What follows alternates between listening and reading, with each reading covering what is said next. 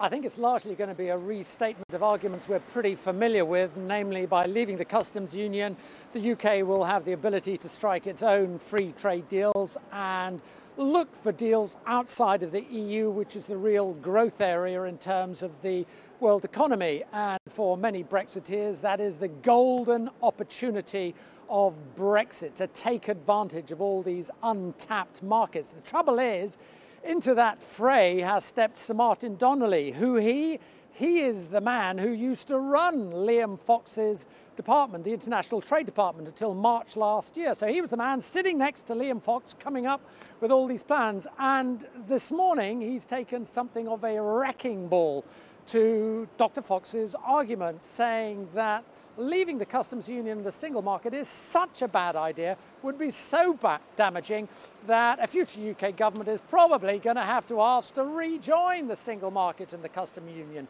because, he says, it would place British companies at a competitive disadvantage with the rest of the EU. He suggests that it would deter inward investment, that British producers would be less competitive because they wouldn't have to abide by the rigours of the internal market. And he says the UK would go from being one of the most open economies in the world to being one of the most bureaucratic. And he lists all the different bits of regulation and paperwork British companies would have to comply with to export to the EU. So country of origin regulations, hygiene regulations, security regulations, VAT payments.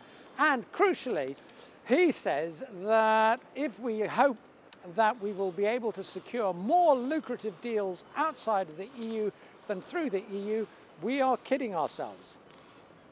Well, if you look at where we are now, with fair and equal access to the very large, rich EU market, which is nearly half of our service and goods exports, plus preferential access to other markets, which gets us up to about 3/5 of our trade, if you're going to give that up for the promise of some bilateral deals with markets that are much less important to us, well, it's like giving up a 3-course meal for a packet of crisps.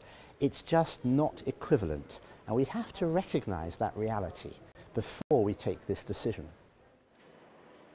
And as if that wasn't good enough, Sir Martin also says the British government's objective of negotiating near frictionless trade with the EU outside the single market doesn't need a crack negotiating team. He says it needs a fairy godmother. Well, that is fairly crushing stuff, isn't it, for Liam Fox personally and the government? How will he take that on, do you think, the International Trade Secretary? Well, there's just a fundamental disagreement. I mean, we've already heard a little bit from Boris Johnson when he was asked about this, just saying he profoundly disagrees with his analysis. They believe that the real sort of golden goose of Brexit are these markets outside of the EU, which we have failed to tap into at the moment. But let's be honest, the timing of the speech of the intervention could hardly be worse, because here we have Liam Fox making one of the keynote Brexit speech, the road to Brexit. We've heard from Boris Johnson, we've heard from David Davis, we heard a little bit from Mrs May, we'll hear more at the end of the week. This was Liam Fox's moment, and along comes his former top civil servant to basically try and debunk pretty much everything he's got to say. And why this matters, I think, is because this follows very obviously from Jeremy Corbyn positioning Labour on the side of the customs union. We know the CBI, the IOD even seems sympathetic to the customs union. And now, added on top of all that, we have Liam Fox's former top man saying you'd be daft to leave the customs union and the single market. Norman Smith, thank you. We'll let you go and listen to that speech. Marvin Rees, Bristol voted nearly 62% to remain. Following on the back of Jeremy Corbyn confirming Labour's position of wanting a customs union with the EU, would you like to see him go further and say that Britain should remain in the single market as well? Well, I think this is the best we can do while not being part of the EU, so I absolutely welcome it. I mean, it's absolutely in our city's interest to remain as close as we can. 88% of our exports from Bristol go into our EU partners. I've had businesses in the city already talk about losing orders as firms on the continent begin to make decisions that disadvantage Bristol-based businesses. What we need at a local level, what we need in cities all around this country is some certainty. We need a plan. And one of the good things that we've got from Jeremy's speech is to give us an idea of what's going to actually happen. And what we're not getting from government is any clarity on what's on the table. Well, why not push for going further? Like so many Labour MPs, they want to see Labour say that Britain will remain part of the single market too.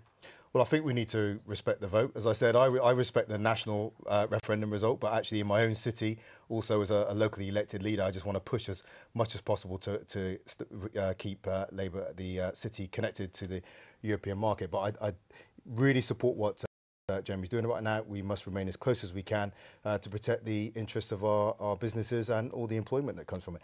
And this argument around sovereignty, I think it's one that I get incredibly frustrated with. If we impoverish people, we are not more sovereign. But what about Labour leavers who said we wanted to take back control? Well, I don't agree with it. I mean, I just think the whole argument about taking back control is a false argument. So people who voted leave and voted for the Labour Party were wrong? If we impoverish people, they are not more sovereign. Let's leave it there.